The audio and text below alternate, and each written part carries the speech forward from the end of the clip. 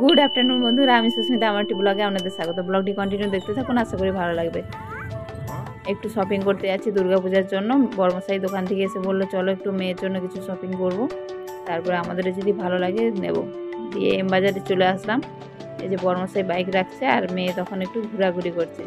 আর যখন বর্মশাই বললো, আগেও একবার বলেছিল যে যাবো, দিয়ে আমি যাব না বলতে, তখন আর কয়েকদিন যাবোই, যাওয়ার কথা আর মুখেই বলছে না। তারপর ভাবলাম যদি এইবারে বলি না যাবো না, তাহলে আর নিয়েই যাবে না এখন। তারপর বললাম হ্যাঁ যাবো না, কারণ পরবর্তী টাইমে যখন কিনতে যাবো প্রচণ্ড ভিড় হবে, তখন আর ঠিক করে দেখতেই পাবো না। তারপর মেয়ের জন্য কিছু নিতেও হতো।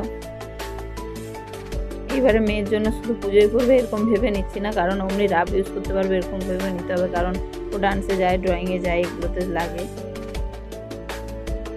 মেয়ের প্রথমে হলুদ ড্রেসটা দেখে পছন্দ হয়েছিল, ওটার দাম অনুযায়ী ড্রেসটা অতটাও কিছু নেই। তারপরে যে গেঞ্জিগুলো দেখাচ্ছিল 175-এর থেকে শুরু।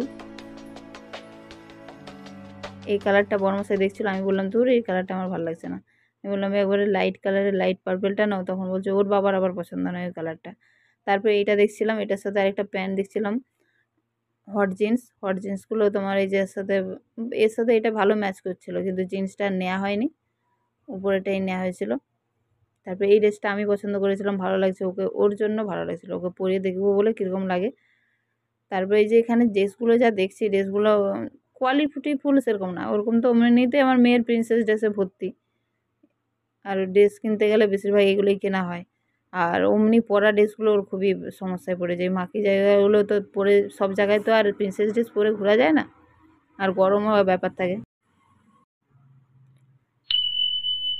তারপরে যে এদিকে ছেলেদের গেঞ্জিগুলো একটু দেখছিলাম।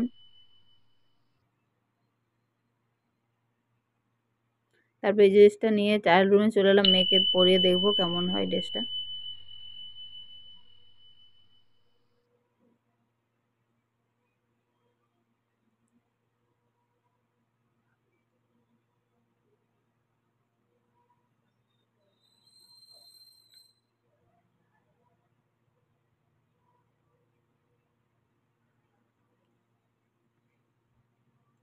তারপরে চারপাশটা একটু ঘুরে দেখে নিচ্ছিলাম।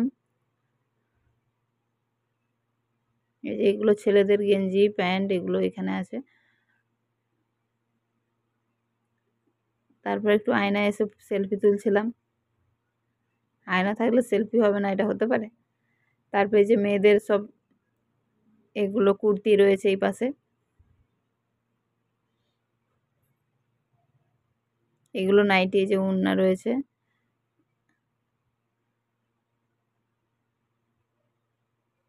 এখানে দেখছিলাম নন্দিনী স্কার্ট, এগুলো 250 এরকম একটা রেঞ্জ ছিল। আর এখানে এই যে 450 টাকায় যে 450 উপরের স্কার্টগুলো।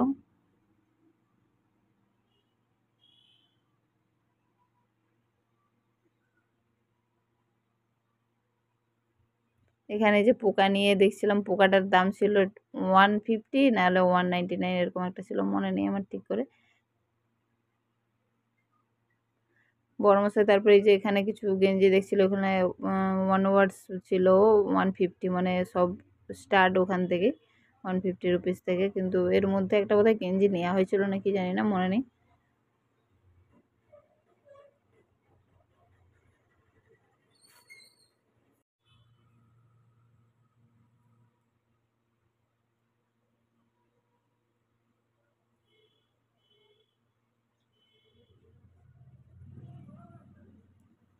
এই দিকটায় শুধু আছে প্লাস্টিকের কিছু খেলনা, তারপরে জলের বোতল, টিফিন বক্স, এগুলো সব এইদিকে রয়েছে। স্কুল ব্যাগ, এই যে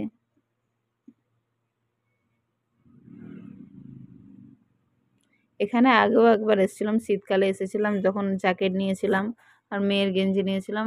আমাদের শপিং হয়ে গেছে, এই যে মেয়ে তার শপিংয়ের ব্যাগ নিয়ে চলে আসছে, তাকে দিয়েছে, সে খুশি। তারপরে এই যে ঘরে চলে আসছি, কি নিয়েছি ঘরে যেয়ে দেখাচ্ছি।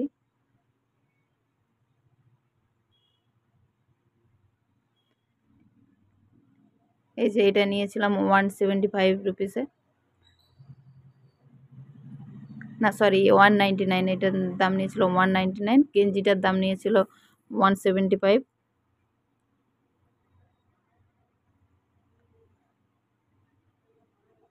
তারপরে এইটার দাম নিয়েছিল 650। এটা ফুল ড্রেস ছিল, বাকিগুলো উপরে সব, নিচে এক দুটো জিন্স পরে নিয়ে নিলে হয়ে যাবে।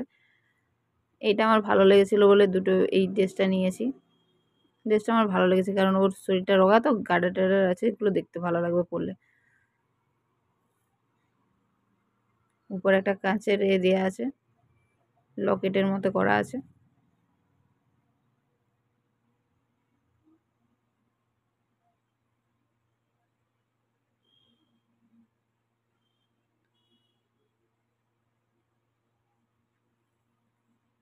তারপর ব্ল্যাক গেঞ্জি একটা নিয়েছিলাম, এটার দাম নিয়েছিল 110। এটাও উপরেরটা নিচে নিইনি, পরে নেব আরও। প্রথম তো কেনা স্টার্ট হলো, এখনও অনেক কিছু কিনতে হবে। ভিডিওটা এই পর্যন্ত। ভিডিওটা ভালো লাগলে অবশ্যই লাইক করবেন। কোন ড্রেসটা ভালো হয়েছে অবশ্যই কমেন্ট করে জানাবেন। টাটা।